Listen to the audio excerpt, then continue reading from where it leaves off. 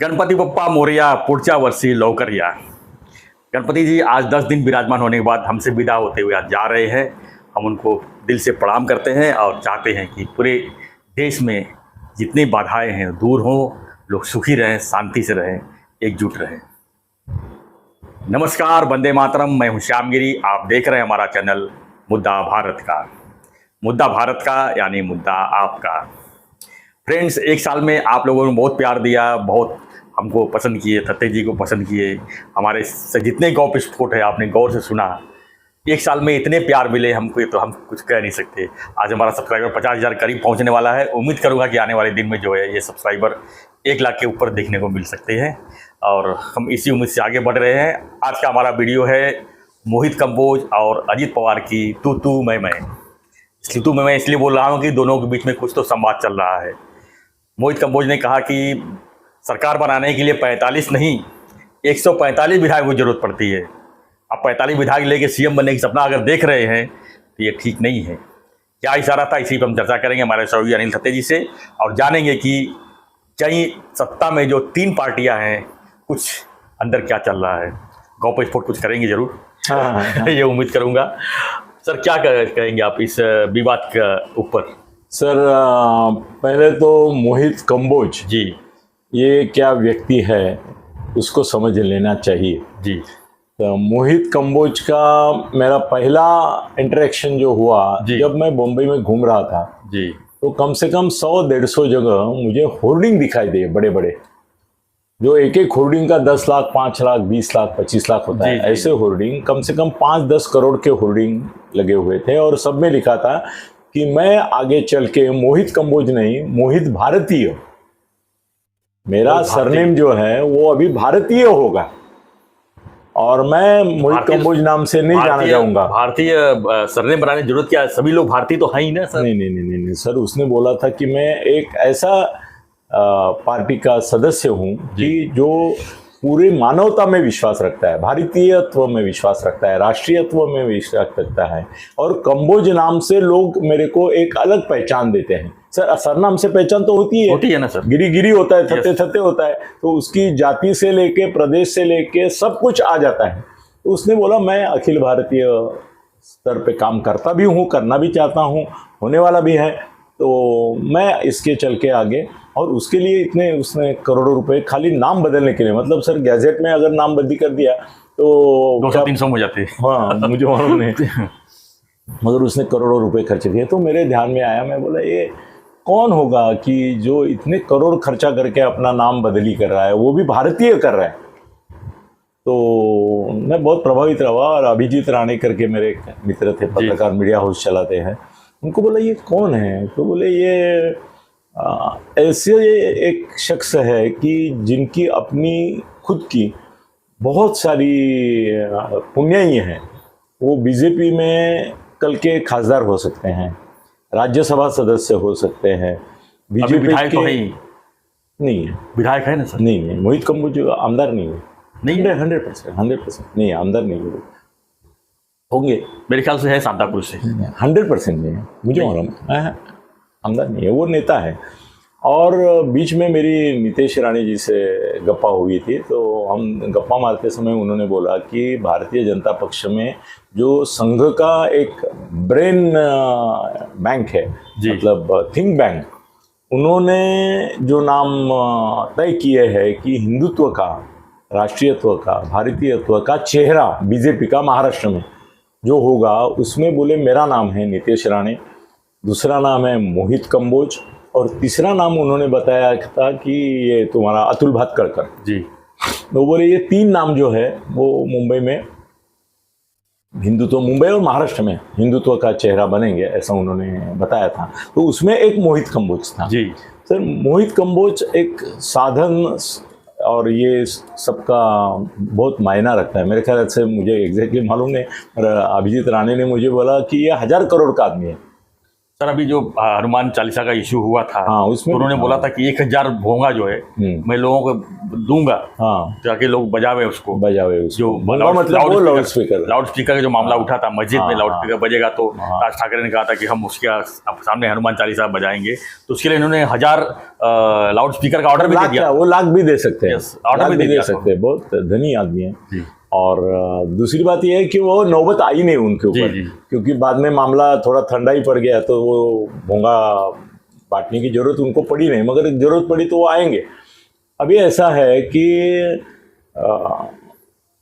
अगर वो think tank के सुझाव पर चलते हैं तो वो जो भी करेंगे वो पूछ के करेंगे, और वो पूछ के करेंगे वो संघ परिवार का जो कोर ग्रुप है जी, उनसे ही बात करके करेंगे। वैसे वो है स्वयंभू स्वावलंबी, मगर कभी अपनी डिसिप्लिन की जो चौखट है वो तोड़ के नहीं करेंगे कुछ। वो बोलेंगे तो किसी ने उनको बोला होगा कि ये तुम बोलो। और सर वो बड़ी पार्टी में होता है कि शरद पवार साहब जो है उनको जो बोलना नहीं है वो किसी से बोल लेते हैं। अजित पवार खुद को नहीं जो बोलना है वो किसी से बोल देते हैं, ताकि इनकार का भी ये रहता है जी। संजय राउत से ये बोलते हैं दो जी, पर बाद में अगर उनके बैकफायर हो गया तो बोलते हैं मेरा संबंध नहीं, वो संजय की बात है। ये सब में चलता है जी जी। तो मेरे को ऐसा लगता है कि कई बार कि बीजेपी को जो बोलना है वो, अगर संजय राउत के अभी क्या है ना, उन्होंने नीतीश राणे को वो इसका लव जिहाद के मोर्चे तक सीमित रखा है, चेहरा करके रखा है, मगर लव जिहाद तक रखा है, और संजय राजाराम राउत के खिलाफ एक चेहरा करके रखा है, उसको ज्यादा व्यापक भूमिका दी नहीं, पॉलिटिकल रोल नहीं दिया है उसको। तो मोहित कंबोज को पॉलिटिकल रोल दिया है। अभी वो कंबोज यूज कर रहा है, मतलब वो भारतीय कर रहा था, वो अभी उसने शायद छोड़ दिया है, ऐसा लगता है मुझे, क्योंकि नहीं तो वो भारतीय बोलता था, मगर वो चली नहीं बात। मेरे कभी कभी ना कोई पिक्चर हिट होता है और हिट होगा लगे कभी नहीं चलता। मेरे ख्याल से सत्तांतर जब हुई थी, ये शिंदे साहब जब मुख्यमंत्री बनने जा रहे थे, तो जो यहाँ से टीम पहले यहाँ गुजरात गई, गुजरात से गुवाहाटी गई सर, वो इतना सामर्थ्यशाली 288 लोगों का वो खर्चा उन्होंने उठाया, ऐसा सुना मैंने। हाँ, खर्चा उसने उठाया जी, खर्चा उठाया, प्लेन्स बुक किए, व्यवस्था की, वो मैनेजर था वहाँ पे सब चीजों का, और उसने बड़े अच्छे तरीके से वो मिशन कामयाब करके फडणवीस साहब का दिल जीत लिया। फडणवीस साहब के हृदय में जो कुछ लोग हैं उनमें ये कंबोज, मोहित कंबोज है जी। बहुत सारे लोगों ने उनके बाद चुगलियाँ की कि अरे इसको दूर रखो, इसको ये करो, ये प्रोफेशनल आदमी है, ये बिजनेसमैन है, ये है वो है, मगर उनकी और उसकी जो तार जुड़ी है वो जुड़ी रही। और सर रहने वाला कहाँ गया? बनारस का। क्या बात कर रहे हो जी? पंजाबी, मुंबई, पंजाबी है, हाँ, रहते हैं बनारस में, और उन्होंने बेस बनाया कहाँ? मुंबई। अरे वाह, ये मुझे मालूम नहीं था। ये ट्रेंगुलर बेस है। अब बनारस में रहते हैं, मतलब मोदी जी क्या सर उनका जी, मुझे किसी ने बताया कि वो 15 दिन दिल्ली में ही होते हैं, और अमित शाह जी, मोदी और पूरे मंत्रिमंडल जो है दिल्ली का, उनसे उनके अच्छे पर्सनल 1-to-1 में संबंध है। तो लोकसभा नहीं तो राज्यसभा, मेरे ख्याल से सेंटर और स्टेट के की रोल करते हैं क्या बीच में? हाँ, वो तो हो भी सकता है सर। जी। वो एक ऐसा है ना, वो एक तो बुद्धिमान है मोहित कंबोज जो है ना, उसको आप दूसरे वक्ताओं के लेवल में मत लाइए जी, क्योंकि वो जो है ना वो खाली स्टंटबाजी करते हैं। ये इसको स्टंटबाजी करता है ये, मगर उसकी जरूरत नहीं है उसको। वो अपनी इंटेलिजेंस और ये जो उसका स्किल है, कम्युनिकेशन स्किल और नेटवर्किंग, उसके आधार पर वो कुछ भी बातें करा सकता है, रोक सकता है। तो मुझे ऐसा लगता है कि ये जो अभी बात की, क्योंकि क्या अजीत दादा के जो चेले हैं वो बहुत उड़ी मार रहे थे जी, जगह जगह पे अगला मुख्यमंत्री, आमच्या मनातला मुख्यमंत्री, भावी मुख्यमंत्री।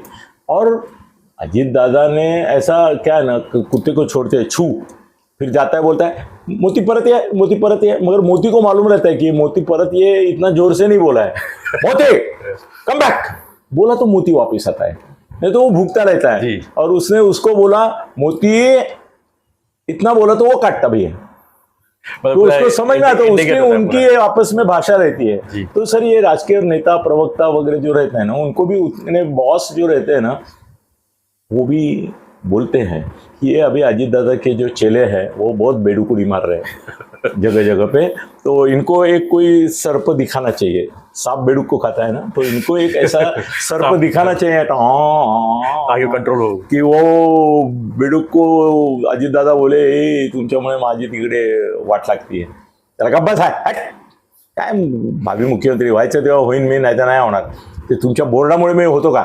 मगर ये ऐसा दबा के उनको बोलने के लिए अजीत दादा को मजबूर करना पड़ेगा, क्योंकि वो भी क्या करते हैं, वो सर कैसा है ना, बच्चा आपस में मारामारी करता है, तो जब तक अपना बच्चा दीनते हैं तो माँ बाजू में खड़ी होते बोलते अरे भांडू नका, अरे भांडू नका, और जब उसका बच्चा मार खाने लगता है तो उसको पकड़ के पीछे लेते हैं, अरे भांडू नका।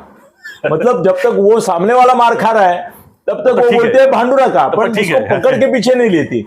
ये अभी अजीत दादा को समय आ गया, ये अपने मोहित कंबोज की वजह से, की पकड की अरे गाढवा तुझ्यामुळे मला इथे बीजेपी मध्ये हे होता ना, डिसीजन पण जाऊ शकता। सही है।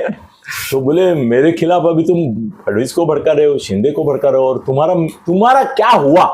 मेरे को भावी मुख्यमंत्री मर के तुमने मेरी चमचेगिरी की, मेरी कुत्तेगिरी की, मेरे तलवे चाटे, उससे मेरा नुकसान किया, ये मत करो। मगर ये अजीत दादा को बोलना भी कभी कभी असंभव होता है, क्योंकि वो बारामती बैठे में, पुणे में बैठे हैं, मुंबई में बैठे, साला कोई एक जिले का आदमी निकलता है भावी मुख्यमंत्री, तेरी माँ का क्या भावी मुख्यमंत्री, इनको तकलीफ हो रही है जी दादा को, और दादा को तकलीफ ना उनके बोलने से 10% होती है, 90% उनके चमचे लोगों की होती है।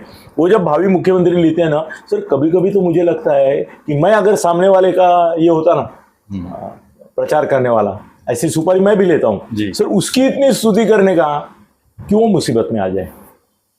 करते हैं सर, थाना में एक लीडर था, वो महापौर के लिए एकदम मतलब तय हो चुका था, तो मैंने क्या किया अपने पेपर में, वो महापौर बनने के बाद कैसा नेक्स्ट आमदार भी बनने वाला है, इसके बारे में इतनी स्तुति की उसकी, इतनी स्तुति की महापौर, अरे महापौर छोड़ो, उसका नगर सेवक पद बचते बचते बच गया, टिकट करने से बची है अगली बार।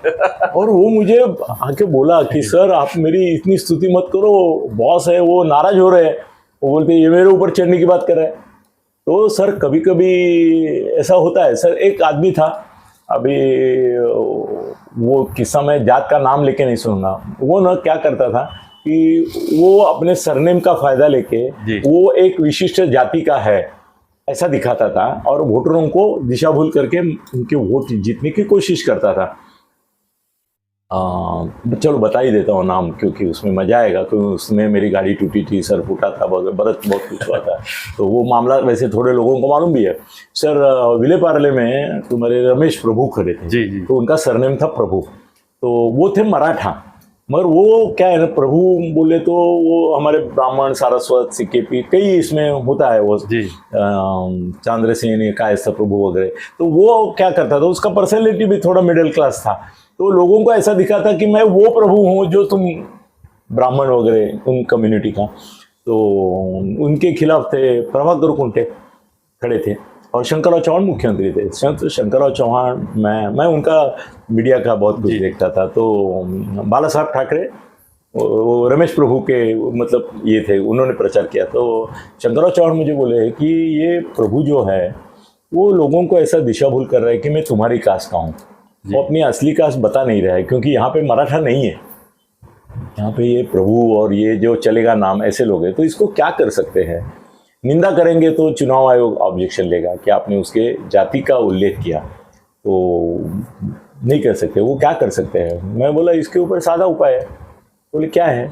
मैं बोला देखो कल पेपर में, पैसा तो था ही मेरे पास उनका। तो दूसरे दिन मैंने सभी पेपर्स में मुंबई के एक बड़ा ऐड दे दिया महाराज सर जयरात अपना।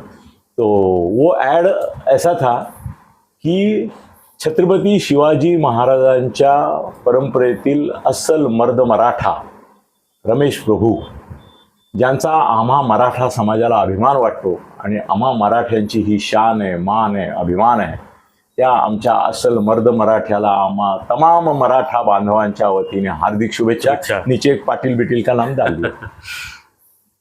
तो दूसरे दिन जैसे पेपर आए, सभी पेपर में फ्रंट पेज, तो खलबली उड़ गई, पूरे विले पार्ले में चर्चा, अरे तो मराठा है, ये ब्राह्मण नहीं है, ये सिक्किपी नहीं है, ये सारस्वत नहीं है, ये प्रभु नहीं है, पाठारी प्रभु भी नहीं है। तो इतनी हलचल मच गई कि बाला साहब ने शाम को जब मीटिंग हुई, उनको मालूम है ना इतना सर तेज दिमाग और इतनी ऐसी व्यवस्था करने वाला मुंबई में, उन्होंने मेरा उपयोग ऐसा किया ही था जी। उन्होंने भी मेरा उपयोग किया सर। मैं आज नाम लूंगा तो बड़े बड़े गौप्य स्फोट होते हैं सर। मतलब शुरुआत में सर बोला था ना, दिवाकर रावते दादर से खड़ा था लोकसभा नहीं कॉर्पोरेशन के लिए, कॉर्पोरेशन। कॉर्पोरेशन के लिए। तो दिवाकर रावते मेरा दोस्त भी था और बाला साहब के यहाँ आया था। तो उसने बोला कि सामने वाला जो है वो उसके सरनेम का गैरफायदा लेके लोगों को ऐसा बता रहा है कि वो भी मेरे रावते जो है उसी प्रकार का है जी। तो बोले इसको कैसे रोके। तो तब मैंने बाला साहब को बताया था कि उसका अभिनंदन कर देते हैं, उसके समाज की ओर से अभिनंदन कर देते हैं फ्रंट पेज पे सब जगह। तो बोले क्या होगा, कल देखो। मैंने बोला तो दूसरे दिन उसका अभिनंदन का ये इसी तरह से सब पेपर में मैंने करीबन 2-3 लाख उस समय डाल के अभिनंदन कर दिया। तो लोग वही बोले अरे इसका मतलब ये नहीं है, ये है। अभी उसका नाम नहीं लेंगे और ये नहीं करेंगे क्योंकि वो अच्छा नहीं होगा, उसमें अलग ट्विस्ट आएगा करके। दूसरे दिन सर मैं गया बाला साहब के पास, तो बाला साहब ने मेरे को थोड़ा बोला बुद्धी आहे तुझी, बुद्धी सरळपेक्षा वाकडी चांगली चालते। मी म्हटलं सर आपको मदद करना है ना, देखो अनिल थत्ते ऐसा है ना कि जो स्तुति करके भी किसी की मार सकता है और निंदा करके तो 100% मार सकता है, मगर मैं ऐसी स्तुति करूंगा। एक ने मुझे बोला था कि मैंने तुम्हारा पूरा आर्टिकल मेरे बारे में पढ़ा, अभी तक मैं ये नहीं समझ पा रहा हूँ किसके बारे में लिखा है? नहीं तुमने स्तुति की है निंदा मेरे को पता ही नहीं चल रहा है कि तुम स्तुति कर रहे हो कि निंदा। वो सर भगवान की देन है मुझे। अभी तक इस वीडियो में भी मैं समझ नहीं पा रहा हूँ आप किसकी स्तुति कर रहे हो सर मोहित कंबोज की कि अजीत पवार की? ऐसा नहीं सर, अजीत पवार अपनी जगह है जी। अजीत पवार कैसे है ना, शरद पवार जब तक एक्टिव है, ऐसा बोलते हैं हम लोग, एक्टिव है, तब तक अजीत पवार की सही कीमत लोगों को समझ में नहीं आएगी, राष्ट्रवादी वालों को भी नहीं आएगी। जिस दिन वो रिटायरमेंट जाहिर करेंगे उस दिन से सर राष्ट्रवादी की सुप्रिया सुळे की कांग्रेस में कोई रहेगा नहीं जी। वो सब इधर आया जाएगा। और वो भी अजीत भी बड़े दिल वाला है, वो बोलेगा ताई तू पण ये, तू पण ये। अभी वो आएगी नहीं आएगी या कांग्रेस में जाएगी वो बात अलग है, और कांग्रेस में जाएगी अगर ये रिटायर हो गए तो सर कैसे है ना कि अजीत पवार को रोकना फडणवीस साहब को, शिंदे साहब को, सबको जरूरी हो गया था, क्योंकि क्या हो माहौल बिगड़ता है सर। ये हरगाम खोर जो अपने चॅनल वाले हैं वो वही घुमाते रहते हैं। अजित दादा त्यांच्या कार्यकर्त्यांचे भावी मुख्यमंत्री, महाराष्ट्राच्या मंत्रिमंडळात अस्वस्थता, महाराष्ट्र मंत्रिमंडळाचं भवितव्य अनिश्चित, वो लगाना चालू कर देते ना गाड़ी। तो उसको रोकने के लिए टीआरपी के लिए वो नंगे भी नाचेंगे, मैं बोलता हूँ, और नंगे तो दिखाते ही अभी। तो उसको कोई ये करना बहुत ज़रूरी था, तो उन्होंने इसको बोल दिया। कैसे करते हैं ना कि कुत्ते को छोड़ते हैं, वो काटता है, फिर उसका साखड़ी पकड़ के उसको 2 थप्पड़ लगाते हैं, बोलते बस, तब तक वो काट चुका होता है कि नहीं? ऐसा करते हैं ना कई हरामखोर लोग, करते हैं ऐसा। मैंने खुद एक बार, मेरे को काटने को आया था, नसीब मेरे पास छाता था, तो मैंने छाता भेज दिया सर, छाता टूट गया, साला मेरे को काटता था।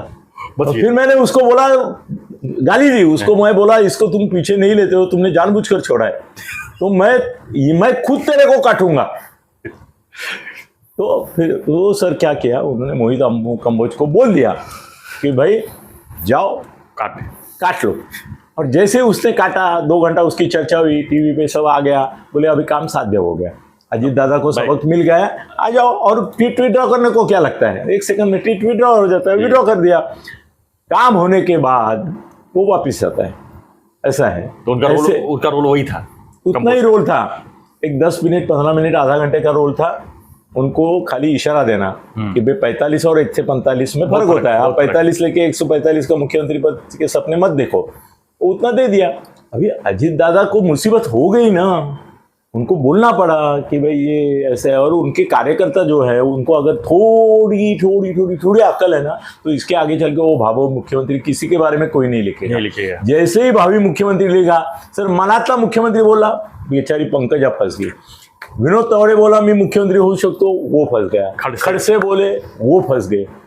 सर ऐसा हो रहा है ना, तो इनको भावी मुख्यमंत्री बोल के मुश्किल में डालना ठीक नहीं है। भावी आमदार, भावी खासदार, अरे तू का है क्या मंडे है, तू मोदी शाह है क्या, या तू क्या पार्टी का अध्यक्ष है क्या कि तू बोलेगा और होगा। सर ये है ना, ये चमदागड़ होते हैं, वटवा गुड़ बोलते हैं ना, उस प्रकार के कार्यकर्ता होते हैं, बहुत छिछोरे होते हैं। वो उनको ऐसा लगता है, उनको भावी मुख्यमंत्री बोला तो वो खुश हो जाएंगे, आय तू मला बोलला बरं का, भावी मुख्यमंत्री बोलला, साहेब खुश झाले. साहेब खुश झाले. साहेब खुश होत नाही. साहेब बोलतो अरे तू काय माझी मारतो काय, लावली. तू असं काहीतरी लावली काय माझी, तू ऐसा करू नको. कभी कभी वो मिलते भी नहीं उनको, खाली गांव में वो हवा फैलाते हैं. सर क्या है ना कि बड़े लोगों के साथ फोटो लगाने का मतलब क्या होता है मालूम है, होर्डिंग पे अगर आपको इनके साथ कोई काम है 2-5 करोड़ का, 200-500 करोड़ का, तो दलाल आपको शोधने की जरूरत नहीं, ये दलाल होर्डिंग पे बैठा है. ओ मैं उनका दलाल हूँ, ये जाहिर करने का और कायदे में नहीं पकड़ जाने का आसान तरीका है, होर्डिंग पे अपना बोर्ड लगाओ. और वो वैसे बकरी की मुंडी, मैं गया था खाटिक के इसमें, उसने बहुत सारी मुंडी ऐसी रखी थी. मैं बोला मेरे को लग रहा है कि कोई बकरा चुनाव के लिए खड़ा है और उसके सब सहकारी बकरे जो है उनकी मुंडियाँ लगी हुई है. वो हंसने लगा. वो बोला सर होर्डिंग पे यही तो होता है, सब मुंडियाँ तो लगती है. मैं बोला तू सही समझ गया. तो बकरों की मुंडियाँ जो रहती है वो इसके लिए होती है कि साहब का दलाली मैं करता हूँ, ये बताने के लिए, कोई निष्ठा विष्ठा नहीं होती है. और बर्थडे आ गया तो हो गया, पूरा एरिया ही पूरा दलाल. वो सर उनको नेता का लगाना पड़ता है करके लगाते हैं, नहीं तो कभी कभी तो जो लगाने वाला है उसका ही इतना ये बनाते हैं और उसके ऊपर ही लिखते हैं. क्या जैसे ऊपर वाले के लिए कुछ लिखते हैं वैसे नीचे वाले के लिए भी कुछ लिखते हैं. युवा नेता, आगामी आमदार, ऐसा भी अपना भी लिख देते. Yes yes. तो ये सब खेल है. वो पागल जो होते हैं ना वो अपने नेता को इस तरह से अड़चन में लाते हैं. दोस्तों याद रखो, आप अगर अपने नेता का भावी बीबीएम, आमदार, खासदार, मुख्यमंत्री, नगर सेवक कुछ करते हो ना तो तुम पागल पागल पागल हो. उसको मुसीबत में डाल रहे हो, उसके शत्रु जो है उनको जगा रहे हो. ये बंद करो धंधा. अजीत दादा को मुसीबत में मत डालो. फिर ऐसे मोहित कंबोज रोज निकलेंगे और तुम्हारी वाट लगाएंगे, तुम्हारे नेता की. तुम्हारे क्या लगाएंगे. सर एक बार मैं एक बड़े पत्रकार ठाणा के थे, उनके साथ मुख्यमंत्री के यहाँ गया था. तो सर मैं आक्रमण नहीं करता कभी, मैं वेट करता हूँ, या तो उनको फ़ोन अंदर से करता हूँ मैं आया हूँ, फिर बुला लेते हूँ. वो उसको लगा मैं पत्रकार हूँ, तो गया उधर. तो वो जो दरवाजे पे हवालदार था, वो लाल टोपी वाले थे, उसने बोला सर साहब मीटिंग में है. उन्होंने बोला किसी को मत छोड़ो. त्यांनी असं त्याच्याकडे पाहिलं. तुझ्या साहेबाला सांग मी आलो आहे आणि मी असं तुझ्या ह्याच्यावर राहत नाही, मी जातो आतमध्ये. साहेब मला डायरेक्ट अँटी चेंबरला बोलवतात. तू काय कोण सांगतो. उसने हाथ ऐसा बीच में रखा उनके और बोला आप मुख्यमंत्री को निकाल सकते हैं, उसके खिलाफ लिख सकते हो, मैं एक हवालदार हूँ, आप मेरे खिलाफ लिख नहीं सकते. मैं ही आपको रोक सकता हूँ और मैं रोक रहा हूँ, जाके दिखाओ. और हाथ पकड़ा उसने. मेरे सामने की बात है. फिर मैंने वो बड़े श्रेष्ठ पत्रकार है, ज्येष्ठ पत्रकार है, अच्छा, श्रेष्ठ नहीं बोलूँगा, ज्येष्ठ है, थाना के ही है, उनको बोला कि ऐसी जिद मत करो, ऐसी जिद मत करो. तुम शेर को बंदूक से मार सकते हो, मुंगी को नहीं मार सकते. ये बहुत सही कहा. तो फिर वो समझ गए. सर एक बार उन्होंने, इसी पत्रकार ने टोल नाके पे बोला मैं पत्रकार हूँ. बोले पत्रकार है तो पत्रकार का कार्ड दिखा के हम नहीं छोड़ते, हमको पास दिखाओ. जी. तो बोले पास क्या दिखाना है, पत्रकार हूँ. तो बोले होंगे आप कुछ भी होंगे. बोले हमको वो हमारा टैक्स का ये चाहिए, हमारा क्लोज टीवी सर्किट पे दिखता है, हमने छोड़ा कि नहीं छोड़ा. तो ताव में नीचे उतर के आए. हेप तो पतले दुबले, मतलब कोई पहलवान नहीं थे. नीचे उतर आए, उनके दो पुतले पीछे से उतर आए और उसके की गचांडी पकड़ी उन्होंने टोल वाले की. तो जैसे उसने कचांडी पकड़ी उसकी, वो उसने 2-4 गाली दी. उसके जो 2-4-5 लोग, सब 10-15 लोग रहते हैं, वो आ गए और उसका इतना बंदोबस्त किया. ये दान पत्रकार का. अरे बाप. अरे उसको नीचे गिराया. फिर उसने नीचे गिरा के हुए एक आदमी को बोला साहब को फोन कर. सो कमिश्नर पुलिस को उन्होंने फोन किया उसके आदमी ने कि साहब को तुड़वा रहे. तो उन्होंने बोला फोन दो. तो फिर वो उसने फोन दिया, उनका वो ये था उसको. फिर उन्होंने बोला अरे वो बड़ा पत्रकार है, एक पेपर का सब कुछ वही है, मारो छोड़ो. तो फिर वो शिकायत करने उनके पास पहुंचा. तो वो बोला कि आपने जो किया वो भी रिकॉर्डेड है, पहले आपने उसकी गचांडी पकड़ी. ऐसा नहीं होना चाहिए. तो सर वो छोड़ो, ये भावी बीवी है ना, अभी भावी बीवी है ना, रख दो अंदर, कुलूप बंद. अभी अगर किसी ने कहीं भावी लिखा हुआ दिखाई दिया ना तो मैं समझूंगा कोई तो पागल है जो अपने नेताओं की बैंड बजाना चाहते हैं. धन्यवाद सर. धन्यवाद सर. धन्यवाद.